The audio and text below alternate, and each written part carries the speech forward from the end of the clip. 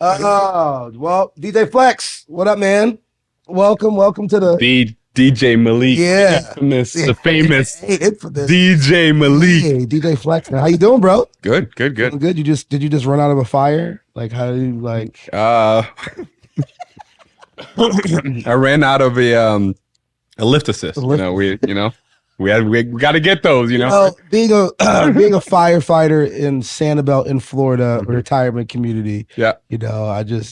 I just never see any fires on your Instagram. Man. You get to. I mean, you don't post. You don't want to be all fire this, fire that. You don't want to show all that. I would totally do that. I'd be the worst firefighter. I'd be like firefighter. Like I'd have someone on my back, like Instagram and TikTok. Hey, saving lives, saving babies. You know what I mean?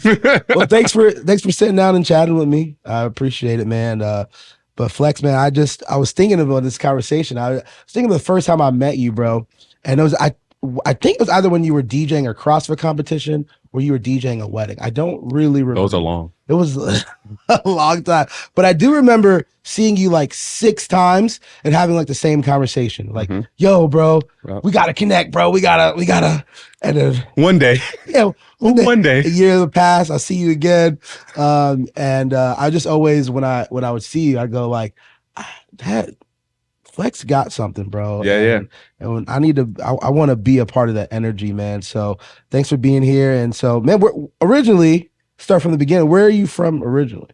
So I'm from St.Maarten. St.Maarten. Island boy to the fullest. Where I know it's some other saints are there, but yeah, there's St. Thomas, and once it starts arcing and right below Haiti, those little dots right there. I'm from there. So you're an island boy. Those are fake island boys. From the islands. And what is so, I mean, I think about like DR and Haiti and Jamaica and all these different places down in Caribbean. Like, what makes St.Maarten like so different and distinct for you? So I kind of look at St.Maarten. So like it's us here in Florida looking at, let's say, New Orleans, right? Right. New Orleans is known for what? Right. The carnival, the food, sure, all that good stuff. And that's kind of like the version I like to see or St.Maarten is, because the island life is very different. It's very small. Yeah. I mean, you're talking about like as small as, listen, we don't have AC. Like we have AC, but how I grew up, there's only AC in the bedroom. You know what I mean? Yeah. Everything we do, windows open is Did you hang out in the bedroom all the time? I feel like I would hang out in the bedroom all the time. Now I do. I'm spoiled. I go home, I said, Mom, that AC better be on all day. Like my mom's like, all right, we'll just book you a hotel, you know? But it's very islandy. The food, obviously the carnival is one of the big things. So you guys throw your own carnival too, because I know like Trinidad throws their own carnival. Yep. You guys are. So then what is the difference like musically growing up? Like, was it soca? Like what is St.Maarten's like native music that you guys listen to growing up? A lot of soca, dancehall, old school, Beanie Man, like all that. That's what I grew up on. Like the American music, I was far from. They have no idea what I was, but all the old school reggae, dancehall, like local artists, that's basically what I grew up on. Do you remember the first like American rap or pop song that you were like, what is this? But you'll probably know it too. I don't know the artist, but we did watch Nickelodeon and stuff. We did watch American TV, so we kind of watched Saved by the Bell, but we never really listened to. I think the only I'm surprised I'm saying this, but the only band that I listened to was Spice Girls. Yes. No, you see, but you know what's funny? But they were like what, British, right? I know, but here's the thing. When me knowing the DJ you are and how wide of a range you can hit, it all makes sense. I go, of course you go from Beanie Man to bro. I'm telling you, right. And it's a vibe. It just shows the culture.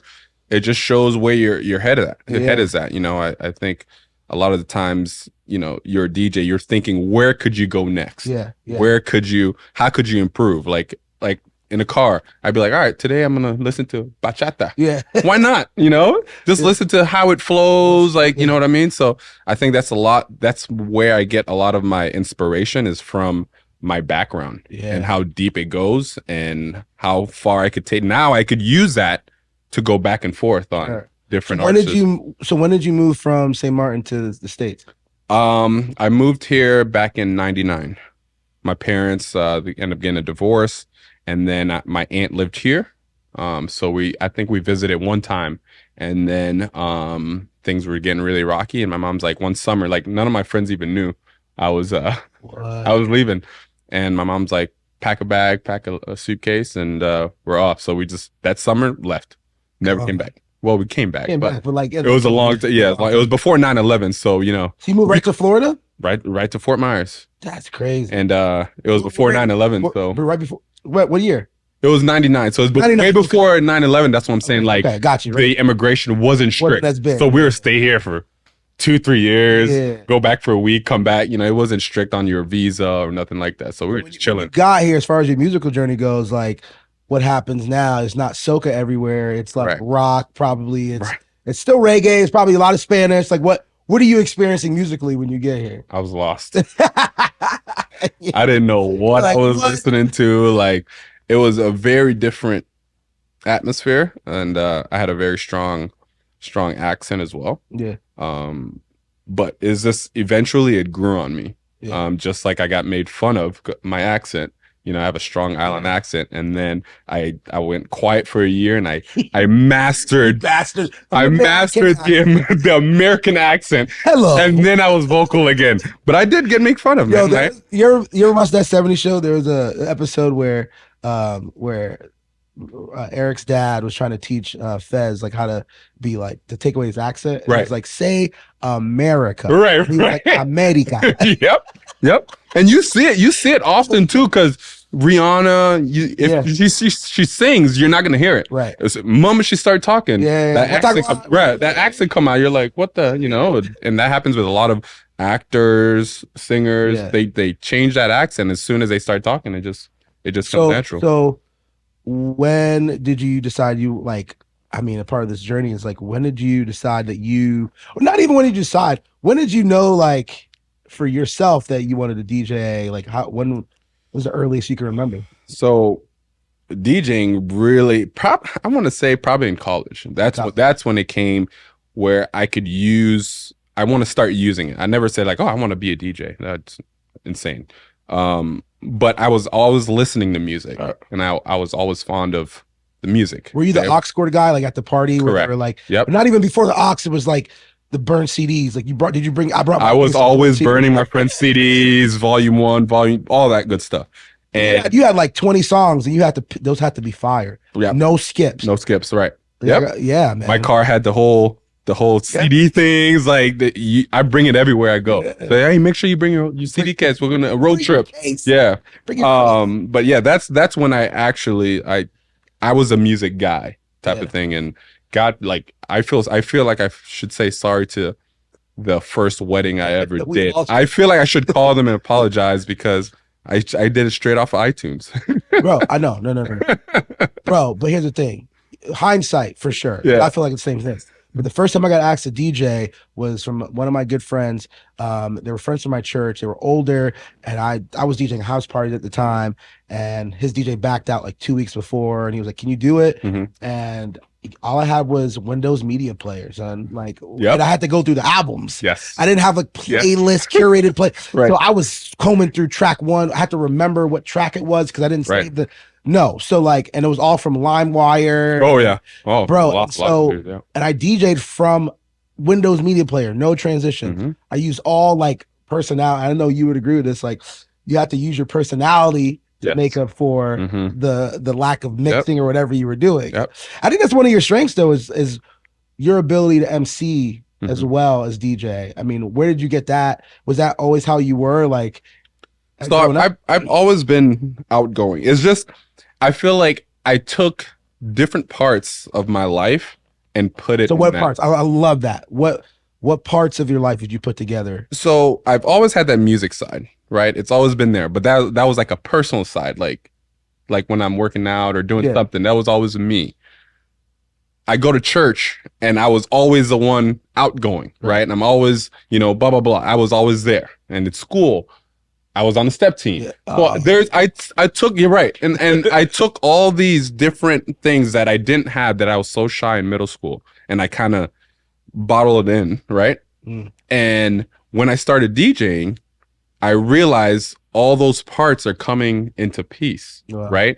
Me being vocal with the mic, me, just not being afraid to take the next step, me not being afraid of a bunch of people just staring you down, right? Yeah. Me being the center of attention. And being okay with that. Being okay with it. And then using that center, because I think that's one of the misconceptions. Like, we could think that people who are the center of attention are like these egotistical people. Right. But no, it takes humility to be the center of attention, right, and to utilize it right, and to use it the correct way and not take over the moment. Right. But when people look at you, you put it back on other people. Right, exactly. So I think that's a really big gift, is to wield that power the right way. Right. Man. And I tell the assistants that we have all the time, I was like, I still get nervous every time. Yeah. Before every wedding, I still get nervous. You could see me beforehand just reciting the names, just kind of just telling myself what I'm going to do. And as soon as that time, I was like, are you ready? We're ready? Boom.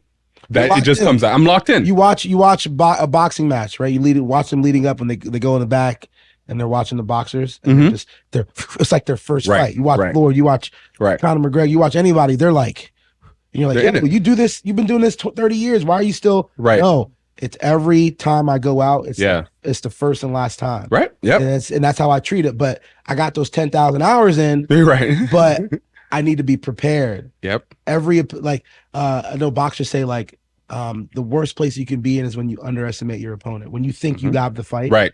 That's when so when I think I got it, and I don't go into it with like that urgency, and I don't do my best. You don't do right. Exactly. So I love that. I still get nervous too, but it's from a different place. It's from a place of you're gonna give your best every time. Yeah. You know. Yep. I love that, man. And so, all right. So you start DJing, and one of the things, like, do you remember your was that your first wedding you did?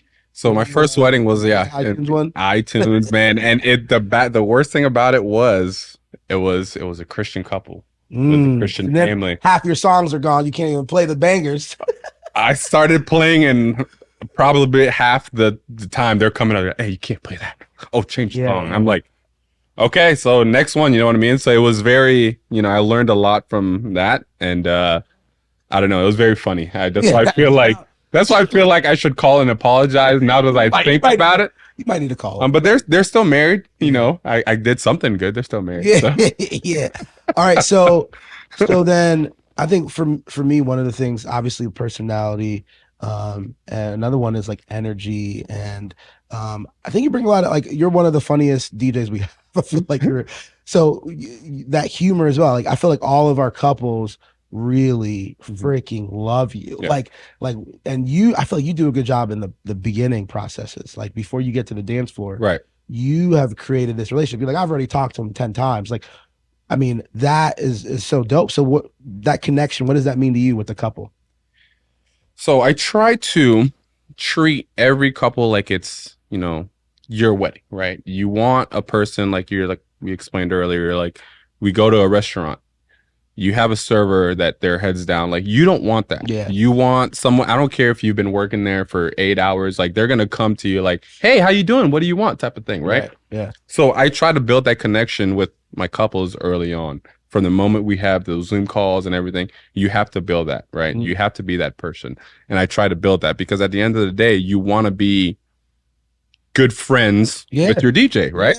Yeah. You want to know what they want. You want to know like how they're going to act, because how they act there, that's exactly how they're going to act, and I want them to see what they're going to get on the Zoom call on the day of. Yeah. I'm not going to change it. It's exactly what you see. You're going to see it on the day of. So on the day of the wedding, I bring that same energy and I make them feel comfortable.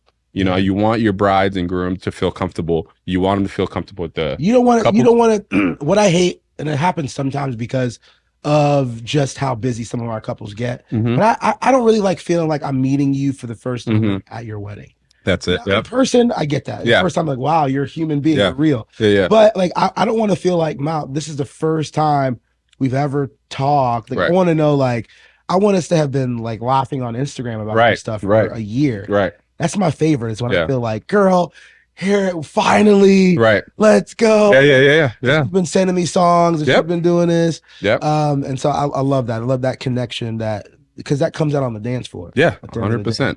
I have a question. You're a first responder, and don't say thank you for your service. I just want to say thank you for what you did.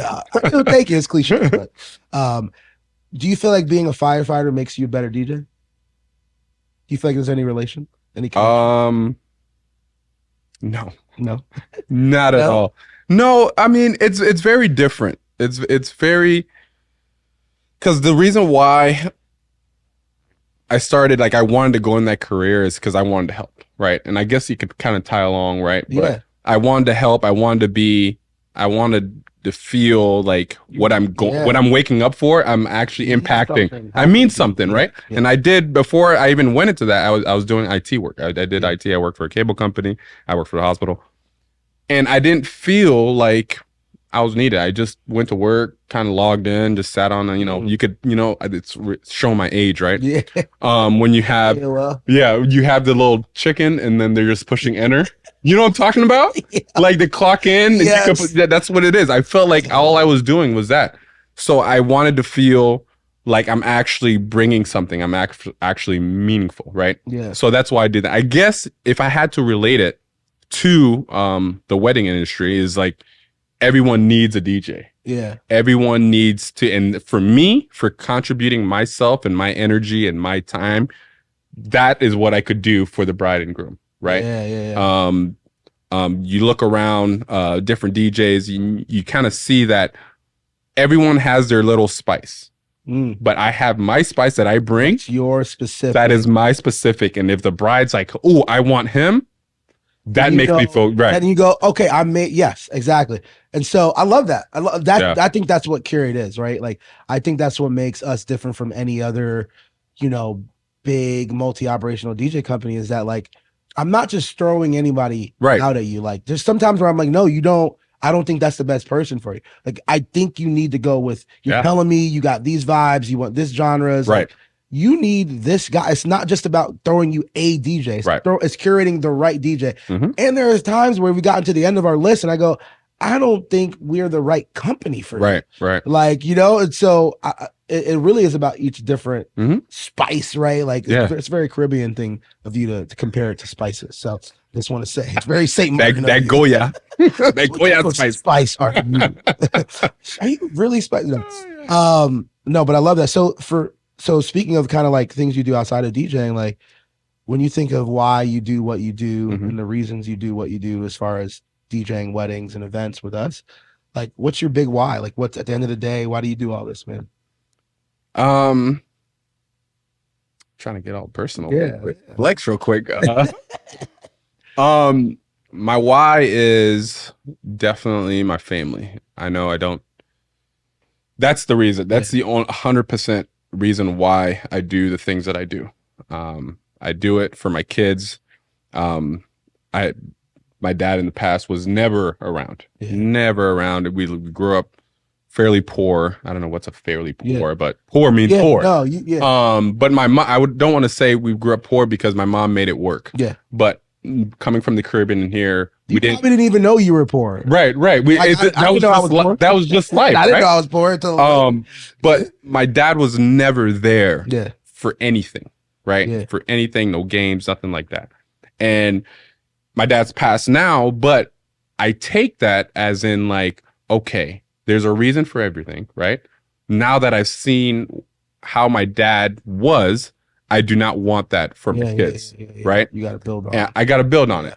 And I feel like where I'm at now, not doing an 8 to 5, right? I do 24/48. It gives me, is basically all molding pieces that I feel that God has put me in, right? It's given me time to do what I love and spend time with my family and being able to go to these curricular activities for my kids and family and, like, build that relationship with my family. Like, without that, if it was at 8 to 5, Monday through Friday, it'd be very hard for me to do that. But people are like Leonard, I was talking at the picnic, he's like, bro, I don't know how you do it.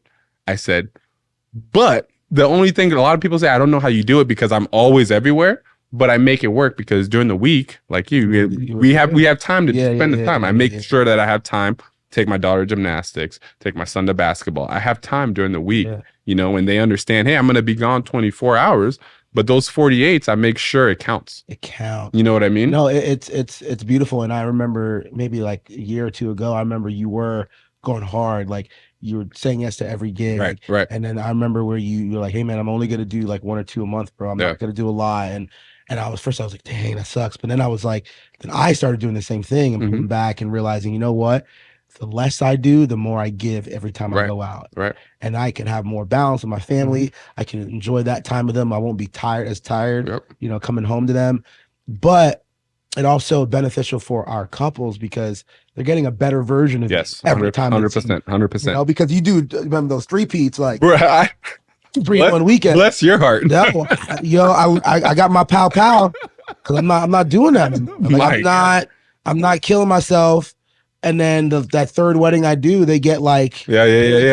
Right. You know, it's like you playing Mortal Kombat. You down to like that last red. Yeah. Yep. That last red. Yep. And so I appreciated it about you because you were even doing that before, you know, I was trying to do it. And now, you know, it sets the tone for all the other guys. Of like, hey, you don't need to say yes to every single one. Right. Like, how many do you want to do a month? 3. Right. Okay, cool. Boom. Okay, cool. You know, and so I appreciate it about you because you're able to, you know, there's this thing called it's a Japanese term called ikigai, and it's when you are able to bring what you're passionate about, what is profitable, what, you know, supports your family, and what helps the world. Yeah. Right. All these things put together, and that's like the sweet spot of life. Yeah. You know, it really is. Like you could go to work, come home to your family, and say that you did what you loved and you brought home some money. That's what I'm saying. Come on. Yeah.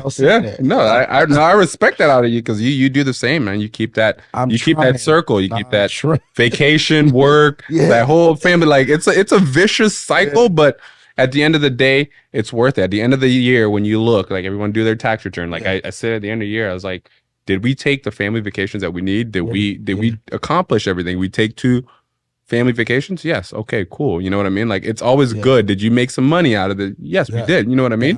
You still have a job. You see your health is still good. Like all those things count, you know? Yeah. Well, I love it, man. Flex, bro. You and like one of the first to ever rock with me and prove that we can kill it together. And so I appreciate you being on the team. Yeah. Freaking love it, bro. You're probably the most of everyone that I go, he's got it. Like I don't even got to worry about it. Like, I'll flex this. Flex, cool. Got it. Like I don't got to worry about it. And you're just top notch, man. And it's an honor to have you on the team, man, and to be partnered with you. Appreciate it for you having me. But thank you, man. Yep. Appreciate you. Thanks for listening, guys. Till next time. Peace.